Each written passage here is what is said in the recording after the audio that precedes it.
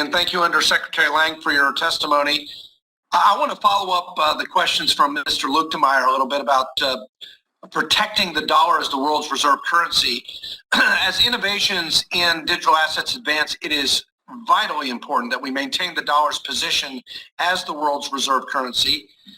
Given that major stablecoins are denominated in dollars, the adoption would likely not compromise the dollar as the world's reserve currency. Number one, Undersecretary, do you agree with that? And secondly, do you agree that as dollar-backed stablecoins such as USDC are adopted, the threat to the dollar from cryptocurrencies and other central bank digital currencies is diminished?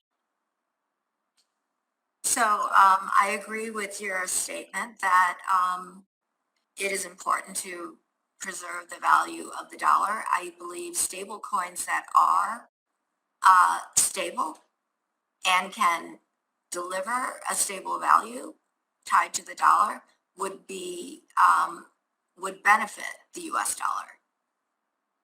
Great.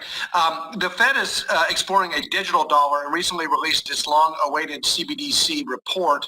We don't want the development of a Fed CBDC to quash private sector innovation, including in the stable coin space. Do you believe that stable coins issued within a clear regulatory framework may be able to coexist with a Fed-issued CBDC?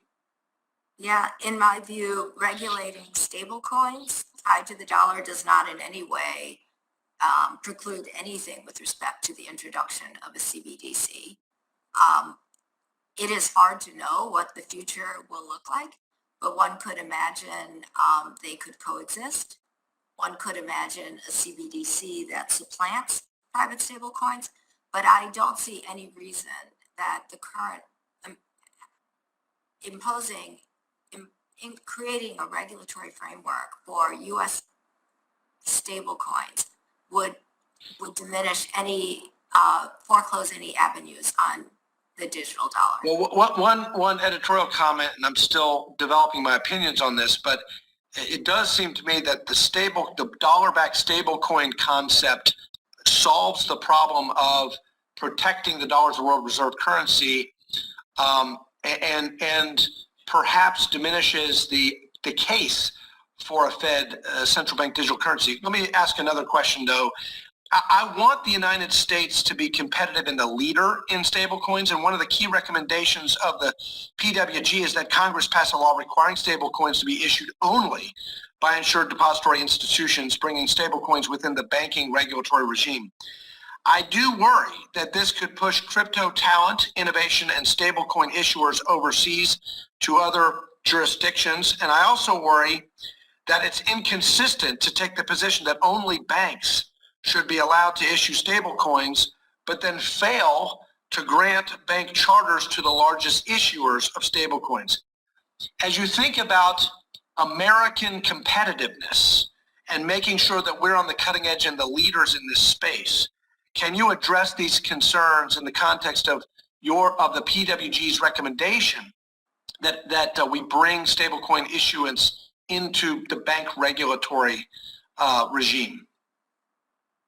The proposal for issuers to be insured depository institutions is designed to make them stable. And I think stability is probably the key attribute of a good stablecoin. So I think stability and leadership in this space are not in conflict. Undersecretary, that's a fair point. And if I just may interject with limited time, if you have an audit, if you have oversight of the integrity of audits to ensure that stablecoins truly are stable, that diminish the likelihood of run risk, for example, that to me solves the problem without requiring stablecoin issuance to be done through insured depository institutions. Why is that wrong?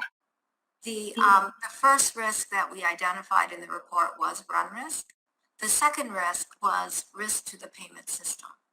And that I do not think the disclosure or the money market fund type regulations are designed to address. Well, thank you for your work on this. I look forward to continuing to be an advocate for innovation and American leadership in this space. And I yield back.